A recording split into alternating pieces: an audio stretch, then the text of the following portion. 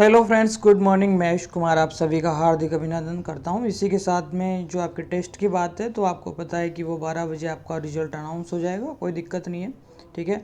और next test के बारे में बता दिया जाएगा बाद में, देखते हैं क्या होता है, ठीक है। तो जल्दी से पहले अगर आप नहीं हो तो लाइक शेयर सब्सक्राइब कर लीजिएगा। और अगर आपने क्लास 6 की वीडियो नहीं देखे तो आपको डिस्क्रिप्शन में लिंक मिल जाएगा, वहाँ से आप क्लास 6 के सारे वीडियो देख सकते हैं। इसी के साथ आपका पहला क्वेश्चन है आज का, निम्न में से असत्य कथन है। आपको असत्य कथन छांटना है 4 पॉइंट में से। प्रकाश वायु से चलता हुआ समतल दर्पण से टकराकर वापस उसी माध्यम में लौट आता है। प्रकाश की किरणों का दर्पण या किसी अन्य चमकीली सतह से टकराकर उसी माध्यम में लौटने की घटना प्रकाश का परावर्तन कहलाती है। समतल दर्पण अपने ऊपर गिरने वाले प्रकाश की दिशा में कोई परिवर्तन नहीं कर सकता। उपर्युक्त सभी कथन सत्य हैं। तो दोस्तों यहाँ पे बाकी सब ठीक है। बाकी ये ऑप्शन नंबर 3 आपने ढंग से देखा हो तो इसमें ये लिखा हुआ है साफ साफ, समतल दर्पण अपने ऊपर गिरने वाले प्रकाश की दिशा में कोई परिवर्तन नहीं कर सकता। जबकि समतल दर्पण के ऊपर जब भी प्रकाश गिरता है तो उसकी दिशा में क्या हो जाता है, परिवर्तन हो जाता है। तो यहाँ पे ऑप्शन नंबर 3 जो है असत्य है, तो ऑप्शन नंबर 3 इसका सही आंसर होगा। नेक्स्ट क्वेश्चन देखते हैं इसी के साथ में, परावर्तन का प्रथम नियम क्या कहता है। I into R, I upon R, I minus R, या फिर I is equal to R. तो दोस्तों आज आपको पता है आपतन कोण बराबर क्या होता है। आपतन कोण बराबर होता है आपका परावर्तन कोण। क्या होता है आपका परावर्तन कोण। तो दोस्तों इसका सही आंसर क्या है, ऑप्शन नंबर 4 यहाँ पे सही आंसर होगा।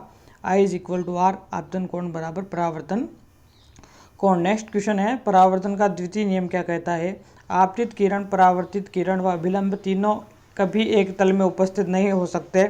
आपतित किरण, परावर्तित किरण तथा अभिलंब सदैव भिन्न भिन्न तल में उपस्थित होते हैं। आपतित किरण, परावर्तित किरण व विलंब सदैव एक ही तल में उपस्थित होते हैं, या फिर उपयुक्त सभी कथन सही हैं।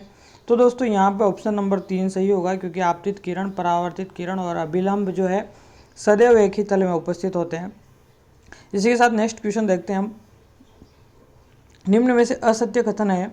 असत्य कथन बताना है। बहुत ही अच्छे अच्छे क्वेश्चन लिए गए हैं आज के टेस्ट में, ठीक है। देख लेना, आपको अगर अच्छा लग रहा हो तो सब्सक्राइब कर देना, शेयर भी कर देना, ठीक है। ये तो असत्य कथन बताना है, जब प्रकाश की समांतर किरणें किसी समतल पर आपतित होती है तब परावर्तित किरण एक दूसरे के समांतर किसी विशेष दिशा में जाती है। इस प्रकार के परावर्तन को नियमित परावर्तन कहते हैं। नेक्स्ट नंबर ऑप्शन नंबर 2 है, किसी खुरदरे धरातल पर आपतित प्रकाश की किरणें समांतर होने पर भी परावर्तन के पश्चात समांतर नहीं होती, विस्तृत परिवर्तन कहलाता है। छायादार पेड़ के नीचे तथा बंद कमरे में प्रकाश का प्राप्त होना नियमित परावर्तन का उदाहरण है, या फिर उपयुक्त सभी कथन सही है। तो दोस्तों असत्य कथन बताना है आपको यहाँ पे, और असत्य कथन में आपका ऑप्शन नंबर 3 जो है बिल्कुल सही है, क्योंकि छायादार पेड़ के नीचे तथा कमरे के अंदर जो प्रकाश प्राप्त होता है ना, वो नियमित परावर्तन के कारण नहीं होता है, जबकि वो होता है आपका विसरित परावर्तन के कारण। दोस्तों किसके कारण होता है, विसरित परावर्तन के कारण होता है, इसलिए ऑप्शन नंबर 3 इस करेक्ट है ना। नेक्स्ट क्वेश्चन देखते हैं, समतल दर्पण के सामने रखी वस्तु का प्रतिबिंब बनता है। समतल दर्पण के सामने अगर कोई वस्तु रखी है तो उसका प्रतिबिंब कैसा बनेगा। वस्तु से दर्पण के मध्य की दूरी के बराबर दूरी पर बनेगा, या फिर दुगनी दूरी पर बनेगा, या फिर आधी दूरी पर बनेगा, या फिर 4 गुना दूरी पर बनेगा। तो दोस्तों जब भी किसी समतल दर्पण के सामने कोई वस्तु रखी जाती है तो उनके जो डिस्टेंस है वो बिल्कुल इक्वल होगा, बिल्कुल बराबर होगा, ठीक है। तो नेक्स्ट क्वेश्चन देखते हैं इसी के बाद अपन, किसी परिवर्तन के कारण रोगी वाहन के आगे विशेष तरह के अक्षर लिखे जाते हैं, जिससे आगे चलने वाली गाड़ी के ड्राइवर के पास लगे साइड ग्लास में इसका प्रतिबिंब सही बने और उसे एम्बुलेंस लिखा हुआ नजर आ जाए। कभी आप एम्बुलेंस देखोगे तो उसकी एक स्पेशली तरीके से उसमें लिखा हुआ होता है, तो वो किसके कारण होता है, आंतरिक परावर्तन के कारण, पूर्ण आंतरिक परावर्तन के कारण, पार्श्व परावर्तन के कारण, या फिर नन। तो दोस्तों ये होता है पार्श्व परावर्तन के कारण, ठीक है। जो क्या कर देता है, जैसे कि आप किसी मिरर में देखते हो तो आपका दायां का बायां नजर आता है, ये भी पार्श्व परावर्तन के कारण होगा, ठीक है। तो ये स्पेशली क्वेश्चन लिया गया है। तो अगर अभी तक भी आपने ये काम नहीं किया है ना, लाइक शेयर सब्सक्राइबर का ना, तो बहुत बहुत बुरे इंसान हो, मतलब आपको करना ही चाहिए तो है ना, क्योंकि इतनी मेहनत मैं कर रहा हूँ आपके लिए। समकोण पर रखे 2 समतल दर्पण के मध्य रखी वस्तु के कितने प्रतिबिंब बनेंगे, 1, 2, 3 या अनंत। बहुत ही प्यारा क्वेश्चन है, स्टार लगा दिया जाए। और इसका ध्यान से आंसर देना है। मेरे को पता है आपके दिमाग में अनंत वाला कीड़ा चल रहा होगा, बल्कि इसका आंसर होगा ऑप्शन नंबर 3। ऑप्शन नंबर 3 यहाँ पे पूछा है समकोण पर बने रखिए दो समतल। समकोण होता है 90 डिग्री का, ठीक है। समकोण होता है 90 डिग्री का। आपको पता है 360 में निकालना है, ठीक है। -1 वाला फॉर्मूला लगाना है, उड़ाओ 4 - 1 sorry is equal to 3 is the correct answer, ठीक है। नेक्स्ट क्वेश्चन देखते हैं। दो समतल दर्पण के मध्य कितने डिग्री का कोण होने पर अनंत प्रतिबिंब बनेंगे। ये भी बहुत प्यारा क्वेश्चन है। 90 डिग्री, 0 डिग्री, 180 डिग्री या फिर आपका 50 डिग्री। तो दोस्तों बिल्कुल इसका करेक्ट आंसर होगा आपका ऑप्शन नंबर 2। 0 डिग्री पर जब दो समतल दर्पण रखे जाएंगे तो अनंत प्रतिबिंब बनेंगे, बिल्कुल सही आंसर होगा। नेक्स्ट क्वेश्चन देखिए। निम्न में से सत्य कथन है, निम्न में से आपको सत्य कथन बताना है। समतल दर्पण द्वारा बना प्रतिबिंब सदैव आभासी तथा सीधा होता है। प्रतिबिंब का आकार वस्तु के आकार के बराबर होता है। प्रतिबिंब के पीछे उतनी ही दूरी पर बना होता है जितनी दूरी पर समतल दर्पण के सामने रखा होता है, या फिर उपयुक्त सभी कथन सत्य हैं। तो दोस्तों समतल दर्पण के बारे में कौन सा कथन सही है यहाँ पे? प्रतिबिंब सदैव आभासी सीधा बनेगा, बिल्कुल सही बात है। वस्तु के आकार के बराबर बनेगा, बिल्कुल ये भी सही बात है। प्रतिबिंब दर्पण के पीछे उतनी दूरी पर बनेगा जितनी दूरी पर सामने रखा है। तो बिल्कुल सारे के सारे कथन यहाँ पे सही होंगे। इसी के साथ नेक्स्ट क्वेश्चन देखते हैं। सत्य कथन है दोस्तों, बिल्कुल प्यारे प्यारे क्वेश्चन बनाएंगे आज के क्वेश्चन में। बिल्कुल मतलब थ्योरेटिकल जो क्वेश्चन बनने होते हैं ना दर्पण वगैरह प्रकाश के टॉपिक से, तो आपको यहीं से क्वेश्चन मिलेगा।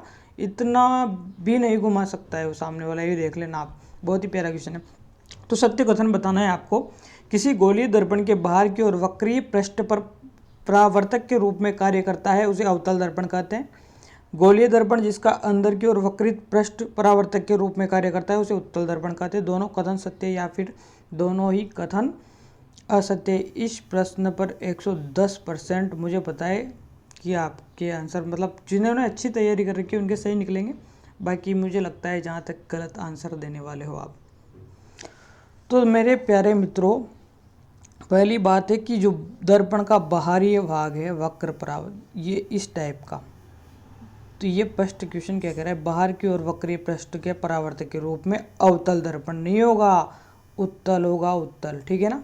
ये तो हो गया गलत कथन, ठीक है। दूसरा देखते हैं। गोलीय दर्पण जिसका अंदर की ओर, ये अंदर की ओर वक्रित है, तो वक्रित परावर्तक पृष्ठ के रूप में कार्य करता है, उसे उत्तल दर्पण कहते हैं। नहीं, उसे अवतल कहते हैं। उसे क्या कहते हैं? अवतल कहते हैं। यानी कि ये भी हो गया गलत। उपयुक्त दोनों कथन सत्य है, तो भाई दोनों गलत है, ये भी हो गया गलत। तो सत्य बात क्या है? दोनों कथन असत्य हैं। ऑप्शन नंबर 4 इसका सही आंसर होगा। नेक्स्ट क्वेश्चन देखते हैं इसी के साथ में। निम्न में से असत्य कथन है, बहुत ही प्यारे प्यारे क्वेश्चन जो मैं आज लेके आया हूँ आप लोगों के लिए। अवतल दर्पण के द्वारा मुख्य अक्ष के समांतर आपतित किरण परावर्तन के बाद मुख्य अक्ष पर एक ही बिंदु पर केंद्रित हो जाती है, वह अवतल दर्पण का फोकस कहलाता है। बिल्कुल सही बात है भाई साहब, ये भी असत्य कथन आपको बताना है, ठीक है। एक तो मैंने बता ही दिया, आप 3 में से बचे क्या है सही है, क्या आंसर होगा इसका। अवतल दर्पण की फोकस दूरी वक्रता त्रिज्या की 2 गुनी होती है, ठीक है। नेक्स्ट क्वेश्चन देखते हैं, नेक्स्ट ऑप्शन देखते हैं। उत्तल दर्पण द्वारा मुख्य अक्ष के समानांतर आपतित किरणें परावर्तन के पश्चात मुख्य अक्ष पर एक बिंदु से आती हुई प्रतीत होती है, यह बिंदु उत्तल दर्पण का फोकस है, या फिर उपयुक्त सभी कथन सत्य है। बताइए दोस्तों, जल्दी से इसका सही आंसर बता दीजिए। आपको भी लग रहा होगा ना, शानदार शानदार क्वेश्चन है यहाँ पे। इसका सही आंसर बताना है आपको, बहुत जल्दी से इसका सही आंसर आप बताएंगे। जल्दी से बताओ। तो दोस्तों यहाँ पे ऑप्शन नंबर 2 जो है ना आपका, वो सही होगा, क्योंकि असत्य कथन पूछा है। और यहाँ पे वक्रता केंद्र की जो वक्रता त्रिज्या होगी ना, फोकस दूरी की वक्रता त्रिज्या क्या होगी? आधी हो जाएगी। वक्रता त्रिज्या की 2 गुनी नहीं होती है, आधी होती है, आधी फोकस दूरी, ठीक है ना। तो ऑप्शन नंबर 2 इज करेक्ट होगा यहाँ पे। वाहनों के पीछे का दृश्य देखने के लिए प्रयोग करते हैं अवतल दर्पण का, उत्तल दर्पण का, समतल दर्पण का, या फिर सभी का। तो ऑप्शन नंबर 2 सभी को आता होगा, ये तो उत्तल दर्पण का प्रयोग यहाँ पे किया जाता है। सूर्य से आने वाली प्रकाश की किरणों को केंद्रित करने के लिए उपयोग होता है। दर्पण बताना है, उत्तल दर्पण, समतल दर्पण, अवतल दर्पण का उपयोग या फिर सभी का उपयोग किया जाता है। बताइए इसका सही आंसर क्या होगा? सूर्य से आने वाली प्रकाश की किरणों को केंद्रित करने के लिए उपयोग होता है, आपके अवतल दर्पण का उपयोग होता है। इसमें किसका होता है? बड़े बड़े अवतल दर्पण होते हैं ना, उनका उपयोग किया जाता है। तो यहाँ पे option number 3 is correct answer. Next question देखते हैं, निम्न में से प्रकाश के अपवर्तन का उदाहरण है सूर्योदय से पहले व सूर्य अस्त के पश्चात सूर्य का दिखाई देना, बिल्कुल सही है। तारों का टिमटिमाते हुए प्रतीत होना, ये भी सही है। पानी में रखी पेंसिल का टेढ़ा दिखाई देना, बिल्कुल सही है। और पानी से भरे पात्र का परिंदा ऊपर उठा हुआ दिखाई देना, बिल्कुल सारे के सारे जो है ये प्रकाश के अपवर्तन के ही उदाहरण है। तो सारे के सारे आंसर सही होंगे यहाँ पे, ठीक है। नेक्स्ट क्वेश्चन देखते हैं, एक अवतल दर्पण की फोकस दूरी 20 सेंटीमीटर है और उसकी वक्रता त्रिज्या ज्ञात करनी है अपन को, ठीक है। बहुत ही प्यारा क्वेश्चन है ये भी। तो अच्छे क्वेश्चन है यहाँ पे, मतलब देख सकते हो, आपको भी लग रहा होगा, ठीक है। तो आपको पता है फोकस दूरी बराबर r/2, ठीक है। तो यहाँ पे पूछा है आपको वक्रता त्रिज्या ज्ञात करनी है, ठीक है। r की वैल्यू आपको ज्ञात करनी है। आपको दे रखी है फोकस दूरी 20 सेंटीमीटर, ये आपका 2 इधर पहुँच जाएगा। तो r बराबर क्या हो जाएगा, यहाँ f की वैल्यू 20 कर दो, 2 × 20 हो गया, ठीक है। तो कितनी हो गई, 20 × 2 40 सेंटीमीटर, ठीक है। Option number 4 is correct answer. Next question देखते हैं, यदि किसी समतल दर्पण में आपतन कोण का मान 25 डिग्री है तो परावर्तन कोण का मान कितना होगा। 25 डिग्री, 50 डिग्री, 100 डिग्री या फिर 360 डिग्री। तो अपन ने अभी देखा था I बराबर R, है ना। तो 25 डिग्री होगा, तो ये भी क्या होगा, 25 डिग्री। ऑप्शन नंबर है करेक्ट, ठीक है। निम्न में से अवतल दर्पण के उपयोग हैं, टॉर्च, सर्च लाइट, वाहनों के अग्रदीपों में, बिल्कुल, दाढ़ी बनाने में, दंत विशेषज्ञ द्वारा उपयोग में लेने में, या फिर उपयुक्त सभी में। तो बिल्कुल इसका सही आंसर आप लोगों को बताना है। इसका सही आंसर क्या होगा, तो बिल्कुल ऑप्शन नंबर 5 सही है, ठीक है। नेक्स्ट क्वेश्चन है, उत्तल दर्पण में बना प्रतिबिंब होता है, उत्तल दर्पण में बना प्रतिबिंब कैसा होगा, बड़ा उल्टा वास्तविक, छोटा सीधा वास्तविक, ठीक है, या फिर छोटा सीधा आभासी। इसका सही आंसर आप लोगों को बताना है, यहाँ पे जल्दी से इसका सही आंसर बताएंगे। तो दोस्तों यहाँ पे ऑप्शन नंबर जो आपका 3 है, ऑप्शन नंबर 3 क्या बोल रहा है, छोटा सीधा आभासी।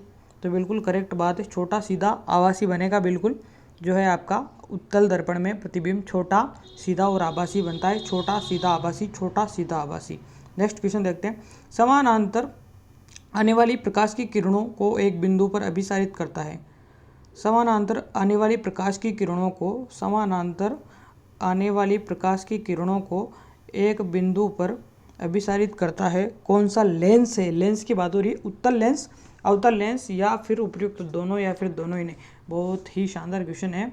तो यहाँ पे दोस्तों क्या होता है, जो लेंस की बात जब आती है तो उत्तल लेंस इसका सही आंसर होगा। समानांतर आने वाली प्रकाश की किरणों को एक ही बिंदु पर अभिसारित करने का काम उत्तल लेंस करता है। कौन सा लेंस करता है, उत्तल लेंस, ठीक है। नेक्स्ट क्वेश्चन, लास्ट क्वेश्चन है आज का। अभी तक भी अगर आपने सब्सक्राइब नहीं किया है तो बिल्कुल आप सब्सक्राइब जरूर कर दीजिएगा। तो इससे पहले, यदि 50 डिग्री के कोण पर रखे दो समतल दर्पण के बीच रखी गई वस्तु के प्रतिबिंब की संख्या कितनी होगी। बहुत ही प्यारा क्वेश्चन है ये भी। तो दोस्तों अभी आपने फॉर्मूला क्या था, 360 है ना, बटा कितने डिग्री का कोण, 50 डिग्री का, ठीक है, -1, ठीक है, काटो 7.2 है ना, -1 करते हैं 6.2 आ जाएगा, ठीक है। 6.2 अगर प्रतिबिंब बन रहे हैं तो ये एक पूर्णांक के रूप में होना चाहिए।